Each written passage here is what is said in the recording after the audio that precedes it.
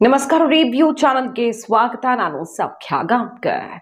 DK Shivakumar ಪರಮಾಪ್ತನ ಬಾಯಲ್ಲೇ ಹೊರಬಿತ್ತು ಚನ್ನಪಟ್ಟಣ ಗ್ರೌಂಡ್ ರಿಪೋರ್ಟ್. ಸದ್ಯ ಸಿಕ್ಕಾಪಟ್ಟೆ ಚರ್ಚೆಗೆ ಗ್ರಾಸವಾಗಿದೆ. ಅದರಲ್ಲೂ ಯೋಗೇಶ್ವರ್ ಹತಾಶ ಹೇಳಿಕೆಯ ಬೆನ್ನಲ್ಲೇ ಅದರ ಸುತ್ತ ಬೇಕಾದಷ್ಟು ವಿಶ್ಲೇಷಣೆಗಳು ನಡೀತಾ ಇರೋದನ್ನು ನೋಡ್ತಾ ಇದ್ದೀವಿ. ಈಗ ಮತ್ತೊಬ್ಬ ಪ್ರಭಾವಿ ನಾಯಕನ CPY ಸಾರಥಿಯಂತೆ ಚನ್ನಪಟ್ಟಣ ಅಖಾಡದಲ್ಲಿ ಭರ್ಜರಿ ಪ್ರಚಾರವನ್ನು ನಡೆಸಿದಂತಹ ನಾಯಕನಿಂದಲೇ ಈಗ ಗ್ರೌಂಡ್ ರಿಪೋರ್ಟ್ ಹೊರಬೀಳ್ತಾ ಇದೆ. ಮತ್ತೊಂದು ಕಡೆ ಸರ್ಕಾರಕ್ಕೆ ಸಂಬಂಧಪಟ್ಟಂತೆ ಬಹುದೊಡ್ಡ ರಹಸ್ಯವೊಂದು ಈಗ BJP ನಾಯಕರಿಂದ ಬ್ಲಾಸ್ಟ್ ಆಗಿರೋದು. ಕೈ ಸರ್ಕಾರಕ್ಕೆ ಸಂಬಂಧಪಟ್ಟಂತೆ ಮಾಹಿತಿ ಮುಂದೆ ಇಡ್ತಾ ಹೋಗ್ತೀವಿ ಒನ್ ಬೈ ಒನ್. ಮಿಸ್ ಮಾಡಿದ್ರೆ ನಮ್ಮ ಚಾನಲ್ನ ಸಬ್ಸ್ಕ್ರೈಬ್ ಮಾಡಿ, ನಿಮ್ಮ ಅಭಿಪ್ರಾಯ ಕಮೆಂಟ್ ಮಾಡಿ ತಿಳಿಸಿ. ವೀಕ್ಷಕರೇ, ಚನ್ನಪಟ್ಟಣದ ಬಗ್ಗೆ ಎಲ್ಲಿಲ್ಲದ ಕುತೂಹಲ ಈಗ.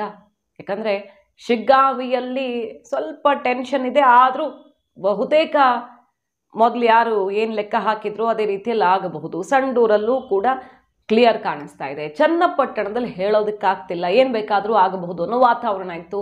ಆದರೆ ಯಾವಾಗ ಯೋಗೇಶ್ವರ್ ಅವರು ಬಂದು ಹತಾಶ ಮಾತುಗಳನ್ನಾಡಿದ್ರು, ನಿಖಿಲ್ ಗೆದ್ದೇ ಬಿಟ್ರೆ ಅನ್ನೋ ಚರ್ಚೆ ಶುರುವಾಯಿತು. ಅದಾದ್ಮೇಲೆ ಕಾಂಗ್ರೆಸ್ ನಾಯಕರು ಟ್ವಿಸ್ಟ್ ಕೊಟ್ಟರು. ಇದು ಬೆಟ್ಟಿಂಗ್ಗೋಸ್ಕರ ಯೋಗೇಶ್ವರ್ ಮೈಂಡ್ ಗೇಮ್ ದಾಳ ಉರುಳಿಸಿದ್ರು. ಹಿಂದಿನ ಚುನಾವಣೆಯಲ್ಲೂ ಅವರು ಅದೇ ರೀತಿಯಲ್ಲಿ ಮಾತಾಡಿದ್ರು, ದಾರಿ ತಪ್ಪಿಸ್ತಾರೆ ಅವರು, ಬೆಟ್ಟಿಂಗ್ ಆಡೋ ಹುಷಾರಾಗಿರಿ ಅನ್ನೋ ರೀತಿಯಲ್ಲಿ ಕಾಂಗ್ರೆಸ್ ನಾಯಕರೇ ಡ್ಯಾಮೇಜ್ ಕಂಟ್ರೋಲ್ಗೋ ಅಥವಾ ಇನ್ನೇನಕ್ಕೋ ಒಟ್ಟಿನಲ್ಲಿ ಹೇಳಿಕೆ ಕೊಟ್ಟರು. ಅದಾದ್ಮೇಲೆ ಸೋಮಶೇಖರ್ ಅವ್ರ ಹೇಳಿಕೆ ನೋಡಿದ್ದೀವಿ. ರಮೇಶ್ ಬಂಡಿ ಸಿದ್ದೇಗೌಡರು ಅಚ್ಚರಿಯ ಹೇಳಿಕೆ ಕೊಟ್ಟರು. ಕಾಂಗ್ರೆಸ್ ಶಾಸಕರೇ ಒಬ್ಬರು ದೊಡ್ಡ ಸ್ಟೇಟ್ಮೆಂಟನ್ನು ಕೊಟ್ಟರು. ಜಮೀರ್ ಅಹಮದ್ ಖಾನ್ ಅವರ ಹೇಳಿಕೆ ಬಹಳ ಡ್ಯಾಮೇಜಿಂಗ್ ಆಯಿತು. ಅವ್ರ ಹೇಳಿಕೆ ಹಿಂದೆ ಕುಮಾರಣ್ಣನೇ ಇದ್ದಾರೆ. ಕುಮಾರಸ್ವಾಮಿ ಅವರು ಈಗಲೂ ಕ್ಲೋಸು. ಜಮೀರ್ ಅವರು HDK ಈಗಲೂ ಕ್ಲೋಸ್ ಇದ್ದಾರೆ. ಸೊ ಇವ್ರ ಹೇಳಿಕೆ ಹಿಂದೆ ಅವರೇ ಇರೋದು ಅಂತ ಅಚ್ಚರಿಯ ಹೇಳಿಕೆಯನ್ನು ಕೊಟ್ಟರು. ಈಗ ನೋಡಿ, ಪ್ರಭಾವಿ ನಾಯಕ ಮತ್ತು ಕಾಂಗ್ರೆಸ್ನ ಒಬ್ಬ ಪ್ರಭಾವಿ ನಾಯಕ ಚನ್ನಪಟ್ಟಣ ಅಖಾಡದಲ್ಲಿ ಸಿಕ್ಕಾಪಟ್ಟೆ ಬಲ ತುಂಬಿದ ಯೋಗೇಶ್ವರ್ ಬೆನ್ನಿಗೆ ನಿಂತು ಇಡೀ ಚುನಾವಣೆಯಲ್ಲಿ ಪ್ರಚಾರ ಮಾಡಿದಂತಹ ಮಾಗಡಿ ಬಾಲಕೃಷ್ಣ ಅವರು ಬಿಗ್ ಹಿಂಟನ್ನು ಕೊಡ್ತಿದ್ದಾರೆ. ಈಗ ಎಲ್ಲ ಕಾಂಗ್ರೆಸ್ ನಾಯಕರು ಸಹಜವಾಗಿ ಗೆಲುವಾಗತ್ತೆ ಅಂತ ಹೇಳ್ಕೊಳ್ತಿದ್ರು ಕೂಡ ಎಲ್ಲೋ ಒಂದು ಆತಂಕ ಶುರುವಾಗಿದೆಯಾ ಅನ್ನೋದಕ್ಕೆ ಬಾಲಕೃಷ್ಣ ಅವರ ಮಾತೆ ಸಾಕ್ಷಿ. ವಾಗ್ದಾಳಿ ನಡೆಸಿದ್ದಾರೆ ಅವರು. ಕುಮಾರಸ್ವಾಮಿ ಅವ್ರ ವಿರುದ್ಧ ಕೊಚ್ಚೆ ಗಿಚ್ಚೆ ಸ್ಟೇಟ್ಮೆಂಟ್ ಎಲ್ಲ ಬಂತಲ್ಲ, 5-6 ಜನ ಇದ್ದರು ಹಿಂದೆ. ಅವ್ರ ಜೊತೆಗೆ ನಾನು ಇದ್ದಿದ್ದು ಬಹಳ ಕಹಿ ನೆನಪುಗಳದು. ಕಷ್ಟದ ಸಮಯ, ಕೊಚ್ಚೆ ಕೆಸರು ಅಂತೆಲ್ಲ ಕುಮಾರಸ್ವಾಮಿ ಅವರು ಏನು ಮುಗಿಬಿದ್ದಿದ್ದಾರೆ. ಈಗ ರಿಸಲ್ಟ್ ಬರೋ ಹೊತ್ತಲ್ಲಿ ಎಲೆಕ್ಷನ್ ಮುಗಿತಾ ಇದ್ದ ಹಾಗೆ ಜಮೀರ್ ಅವ್ರ ಸ್ಟೇಟ್ಮೆಂಟ್ ವಿರುದ್ಧ ಮುಗಿಬಿದ್ದಿದ್ದಾರಲ್ಲ, ಅದಕ್ಕೆಲ್ಲ ರಿಯಾಕ್ಟ್ ಮಾಡಿದ್ರು ಮಾಗಡಿ ಬಾಲಕೃಷ್ಣ ಅವರು. ಅದಾದ ಮೇಲೆ ಹೇಳ್ತಾರೆ ಅವರು ಏನಂತ, ಸರಿಯಾಗಿದೆ ಯೋಗೇಶ್ವರ ಹೇಳಿದ್ದು ಸತ್ಯ. ಯೋಗೇಶ್ವರ್ ಅವ್ರ ಹೇಳಿಕೆ ಸರಿಯಾಗೇ ಇದೆ. JDS ಅವ್ರಿಗೆ ಪ್ಲಸ್ ಆಗಿದೆ ಸ್ವಲ್ಪ. ಜಮೀರ್ ಅವರ ಹೇಳಿಕೆಯಿಂದ JDSನವ್ರಿಗೆ ಪ್ಲಸ್ ಆಗಿದೆ. ದೇವೇಗೌಡರು ಬಂದು ನಮಗೆ ಬಾಯಿಗೆ ಬಂದಂಗೆ ಬೈದರು, ಕೆಟ್ಟ ಕೆಟ್ಟ ಪದ ಪ್ರಯೋಗ ಮಾಡಿದ್ರು, ಅದನ್ನೆಲ್ಲ ಯಾರು ಕೇರ್ ಮಾಡಲ್ಲ. ಆದರೆ ನಾವು ಮಾತಾಡ್ಬಿಟ್ರೆ ಅದು ದೊಡ್ಡ ವಿಚಾರನೇ ಆಗುತ್ತೆ, ಯಾರು ಸಹಿಸಲ್ಲ ಒಕ್ಕಲಿಗ ಜನಾಂಗವನ್ನ. ಹಾಗಾಗಿ ದೇವೇಗೌಡ ಕುಟುಂಬ ತುಂಬ ಚೆನ್ನಾಗಿ ಬಳಸ್ಕೊಳ್ತಿದೆ ಅಂತಾರೆ. ಕುಮಾರಸ್ವಾಮಿ ಆ್ಯಂಡ್ ಫ್ಯಾಮಿಲಿ ವಿರುದ್ಧ ಅಟ್ಯಾಕ್ ಮಾಡ್ತಾರೆ. ಆದರೆ JDSನವ್ರಿಗೆ ಪ್ಲಸ್ ಆಗಿದೆ. ಜಮೀರ್ ಅಹಮದ್ ಹೇಳಿಕೆಯಿಂದನೇ ನಮಗೆ ಒಂದಿಷ್ಟು ನಷ್ಟ ಆಗಿದೆ ಅನ್ನೋದನ್ನು ಒಪ್ಪಿಕೊಂಡ ಮಾಗಡಿ ಬಾಲಕೃಷ್ಣ. ಹೌದು, ಕಡಿಮೆ ಅಂತರದಲ್ಲಿ ಗೆಲ್ತಾರೆ ಅಂತ. ಬಟ್ ದಳ ಗೆದ್ರೆ ಸ್ವಲ್ಪ ಜಾಸ್ತಿ ಗೆಲ್ಬೋದು. ನಾವು ಗೆದ್ರೆ ಒಂದು 500 ಓಟು 1000 ಓಟಲ್ಲಿ ಗೆಲ್ತೀವಿ. ಕುಮಾರಸ್ವಾಮಿ ಅವರು ದೇವೇಗೌಡರು ಬಂದು ಸತತವಾಗಿ ನಮ್ಮನ್ನು ತೆಗಿಲೇಬೇಕು ಯೋಗೇಶ್ವರನ ಅಂತೇಳಿ ಏನು ಪ್ಲ್ಯಾನ್ ಮಾಡ್ಕೊಂಡು ಅದರಿಂದ ಅವ್ರಿಗೆ ಸ್ವಲ್ಪ ಪ್ಲಸ್ ಆಗಿರ್ಬೋದು, ತಪ್ಪೇನಿಲ್ಲ. ಅದ್ರ ಜೊತೆಗೆ ಲಾಸ್ಟ್ ನಮ್ಮ ಜಮೀರ್ ಸ್ಟೇಟ್ಮೆಂಟ್ ಕೂಡ ಅವ್ರಿಗೆ ಅನುಕೂಲ ಆಯಿತು, ಫಲಪ್ರದಾಯಕೂ ಆಯಿತು. ಯೋಗೇಶ್ವರ್ ಅವರು ಹೇಳಿದ್ದು ಇದೆ, ಸಮಬಲದ ಹೋರಾಟದಂತೆ ಕಾಣಿಸ್ತಾ ಇದೆ. 50-50 ಆಗಬಹುದು, ಹೇಳೋಕ್ಕಾಗಲ್ಲ. ಸಮುದಾಯ ಯಾಕೋ ನಮ್ಮನ್ನ ನಾಯಕರು ಅಂತ ಒಪ್ಕೊಳ್ತಾನೆ ಇಲ್ಲ.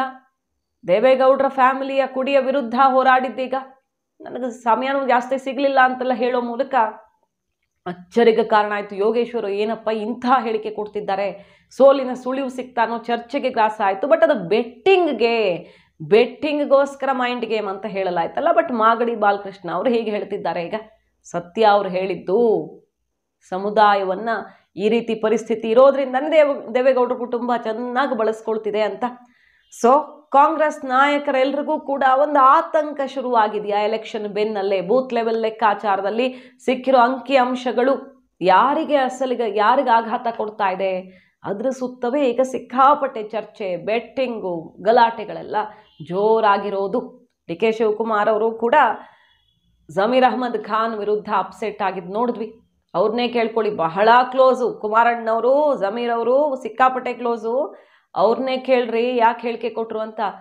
ಜಮೀರ್ ವಿರುದ್ಧ ಬೇಸರ ಮಾಡ್ಕೊಂಡಿರೋದು ನೋಡ್ತಾ ಇದ್ದೀವಿ. ಎಲ್ಲ ಕೈ ನಾಯಕರು ಕೂಡ ಜಮೀರ್ ವಿಚಾರದಲ್ಲಿ ಈಗ ಬಹಳ ಅಸಮಾಧಾನಗೊಂಡಿದ್ದಾರೆ. ಅದರಿಂದ ಲಾಸ್ ಆಗಿದೆ, ಲಾಭ ಆಗಿದೆ JDSಗೆ ಅಂತ ಓಪನ್ ಆಗಿ ಹೇಳ್ತಿದ್ದಾರೆ. ಇದ್ರ ಹಿಂದೆ ಸ್ಟ್ರಾಟಜಿ ಇದೆಯೋ, ಡ್ಯಾಮೇಜ್ ಕಂಟ್ರೋಲೋ ಇದು ಗೊತ್ತಿಲ್ಲ. ಮತ್ತೊಂದು ಕಡೆ ನೋಡಿ, ಬಿಜೆಪಿಯಿಂದ ಬಿಗ್ ಸ್ಟೇಟ್ಮೆಂಟ್ ಸರ್ಕಾರದ ಅಸ್ತಿತ್ವಕ್ಕೆ ಸಂಬಂಧಪಟ್ಟಂತೆ. ಮೊನ್ನೆಯಷ್ಟೇ ಸಿದ್ದರಾಮಯ್ಯನವರು 50 ಶಾಸಕರಿಗೆ 50 ಕೋಟಿ ಆಫರ್, ಆಪರೇಷನ್ ಕಮಲ ಸ್ಟೇಟ್ಮೆಂಟ್ ಜಟಾಪಟಿ ಕಾರಣ ಆಗಿದೆಯಲ್ವಾ. ಈ ಹೊತ್ತಲ್ಲಿ ವಿಜಯೇಂದ್ರ ಬಿಜೆಪಿ ರಾಜ್ಯಾಧ್ಯಕ್ಷರೇ ಸಿಡಿಸಿರುವಂಥ ಬಿಗ್ ಬಾಂಬ್ ಇದು. ನಮ್ಗೆ ಕಡಿಮೆ ಶಾಸಕರಿರೋದು, ಆಪರೇಷನ್ ಮಾಡೋಕ್ಕೂ ಆಗಲ್ಲ ಅಥವಾ ಬೇಕಾಗಿಲ್ಲ ಅನ್ನೋ ಅರ್ಥದಲ್ಲಿ ಮಾತಾಡ್ತಾರೆ. ನಾವು BJP ಗೆದ್ದಿರೋದೇ ಕಡಿಮೆ, ಆದರೆ ಆಪರೇಷನ್ನು ಬೇರೆ ಕಡೆ ನಡೀತಿದೆ ಅಂತಾರೆ ಅವರು. ಅಂದರೆ ಕಾಂಗ್ರೆಸ್ನ ಒಳಗಡೆ ಬಿಗ್ ಲೀಡರ್ ಒಬ್ಬರು ಆಪರೇಷನ್ಗೆ ಇಳಿದಿದ್ದಾರಂತೆ. ಆ ರಿಪೋರ್ಟ್ ಈಗ ಕಮಲ ಕೈ ಸೇರಿದೆ ಅಂತ ಆಯ್ತಲ್ವಾ.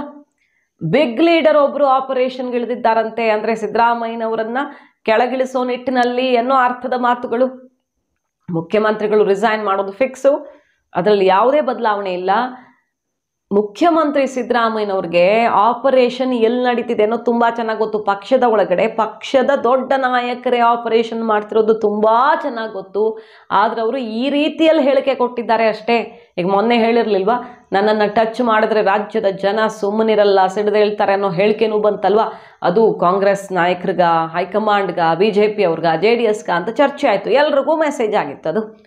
ಈಗ ವಿಜಯೇಂದ್ರ ಹೇಳ್ತಿರೋದು, ಕಾಂಗ್ರೆಸ್ನ ಒಳಗಡೆ ಬಿಗ್ ಲೀಡರ್ ಒಬ್ಬರು ಬಿಗ್ ಆಪರೇಷನ್ಗೆ ಕೈ ಹಾಕಿದ್ದಾರೆ, BJP ಎಲ್ಲ ಆಪರೇಷನ್ ನಡೆಸ್ತಿರೋದು ಅಂತಾರೆ ಅವರು. ಮುಖ್ಯಮಂತ್ರಿಗಳ ರಾಜೀನಾಮೆ ಬಹಳ ಸನ್ನಿಹಿತ ಆಗಿದೆ ಅನ್ನುವ ಮನವರಿಕೆ ಸ್ವತಃ ಸಿದ್ದರಾಮಯ್ಯನವ್ರಿಗೆ ಆಗಿದೆ.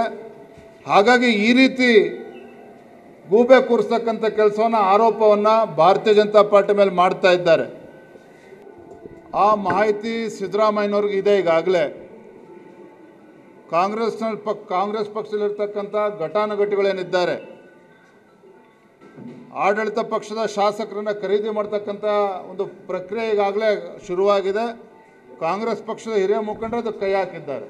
BJPಯಲ್ಲೂ ಕೂಡ ಬಣಜಗಳ ಜಟಾಪಟಿ ನೋಡ್ತಾ ಇದ್ದೀವಿ. ವಕ್ಫ್ ಅಧ್ಯಯನ ಮತ್ತು ರೈತರಿಗೆ ನ್ಯಾಯ ಕೊಡಿಸ್ಬೇಕು ಅನ್ನೋ ನಿಟ್ಟಿನಲ್ಲಿ ರಾಜ್ಯ ಪ್ರವಾಸ, ಮತ್ತೊಂದು ಅಂತ ಈಗ ಒಬ್ಬೊಬ್ಬರೇ ನಾಯಕರು ಕೈಗೆತ್ತಿಕೊಳ್ತಿದ್ದಾರೆ. ಭಿನ್ನಮತೀಯರು ಪ್ರತ್ಯೇಕವಾಗಿ ತಾವೇ ಅಧ್ಯಯನ ಮಾಡ್ತೀವಿ ಅಂತ ರೆಬಲ್ ಹೋರಾಟ ಎಲ್ಲ ಸಜ್ಜಾಗ್ತಾ ಇದ್ದ ಹಾಗೆ ಅವ್ರಿಗೆ ಟಕ್ಕರ್ ಕೊಡೋದಕ್ಕೆ ಈಗ ವಿಜಯೇಂದ್ರ ಪಕ್ಷದ ವತಿಯಿಂದನೇ ಪ್ರವಾಸಕ್ಕೆ ತಂಡಗಳನ್ನು ರಚಿಸಿ ಅದರಲ್ಲಿ ಯತ್ನಾಳ್ ಜಾರಕಿಹೊಳಿಗೂ ಸ್ಥಾನ ಕೊಡುವ ಮೂಲಕ ನಾವು ಎಲ್ಲರನ್ನೂ ವಿಶ್ವಾಸಕ್ಕೆ ತಗೊಂಡು ಹೋಗ್ತೀವಿ ಅನ್ನೋ ಪ್ರಯತ್ನ ಶುರು ಮಾಡಿದ್ದಾರೆ.